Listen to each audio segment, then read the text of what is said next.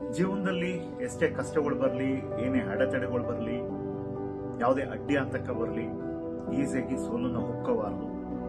ಯಾಕಂದ್ರೆ ನಾವು ನಮಗೋಸ್ಕರ ದುಡಿತಾ ಇರ್ತೀವಿ, ನಮ್ಮ ಕನಸುಗಳಿಗೋಸ್ಕರ ದುಡಿತಾ ಇರ್ತೀವಿ, ನಮ್ಮ ಫ್ಯಾಮಿಲಿಗೋಸ್ಕರ ದುಡಿತಾ ಇರ್ತೀವಿ, ನಮ್ಮ ಮುಂದಿನ ಭವಿಷ್ಯಕ್ಕೋಸ್ಕರ ದುಡಿತಾ ಇರ್ತೀವಿ.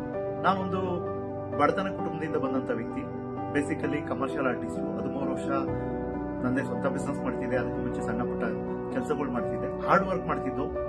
ಆದ್ರೆ ಕೆಲಸ ಇಷ್ಟು, ಸಂಪಾದನೆ ಇಷ್ಟೇ. ಒಂದೊಂದ್ಸಲಿ ಅನ್ಸೋದು ಏನಪ್ಪ ಇಷ್ಟು ದುಡಿದ್ರು ನಮ್ಮ ಲೈಫ್ ಹೇಗೆ ಅನ್ನೋದು ಒಂದು ಭಯ ಕಾಡ್ತಾನೆ ಇತ್ತು. ಅಂತ ಒಂದು ಟೈಮ್ಗೆ ನನಗೆ ಸಿಕ್ಕಿದಂತ ಮೋದಿಕೆ ಒಂದು ಪ್ರಾಡಕ್ಟ್ ಮುಖಾಂತರ ಆದಷ್ಟು ಬೇಗ ಆ ಬಿಸ್ನೆಸ್ ನ ಅರ್ಥ ಮಾಡ್ಕೊಂಡೆ. ಆದ್ರೆ ಬಿಸ್ನೆಸ್ ನನಗೆ ಅದ್ರ ಹಾಳ ಗೊತ್ತಾದಾಗ ಎಸ್ ಇದ್ರಲ್ಲಿ ನಾನು ಸೀರಿಯಸ್ ನಿಂತ್ಕೊಂಡ್ರೆ ಡೆಫಿನೆಟ್ಲಿ ನನ್ನ ಭವಿಷ್ಯ ಇದೆ ಅಂತ ನಿಂತ್ಕೊಂಡೆ. ಆದ್ರೆ ಅಷ್ಟು ಈಸಿ ಇರ್ಲಿಲ್ಲ. ಮತ್ತೆ ಮನೆಗೆ ಬಂದ್ಮೇಲೆ ಮತ್ತೆ ನನ್ನ ಫ್ಯಾಮಿಲಿಯಿಂದ ಆಗಲಿ, ನನ್ನ ಫ್ರೆಂಡ್ಸ್ ಇಂದ ಆಗಲಿ, ನನ್ನ ರಿಲೇಟಿವ್ ಇಂದ ಆಗಲಿ ತುಂಬಾ ನೆಗೆಟಿವ್ ತಿಂದಿದೆ. ಆದ್ರೆ ಇವತ್ತು ಇದೇ ಬಿಸ್ನೆಸ್ ಥ್ರೂ 2 ಕೋಟಿ ಮನೆ ಆಗಿದೆ, 4 ಕಾರ್ ಆಗಿದೆ, 30 ಫಾರಿನ್ ಟ್ರಿಪ್ ಆಗಿದೆ.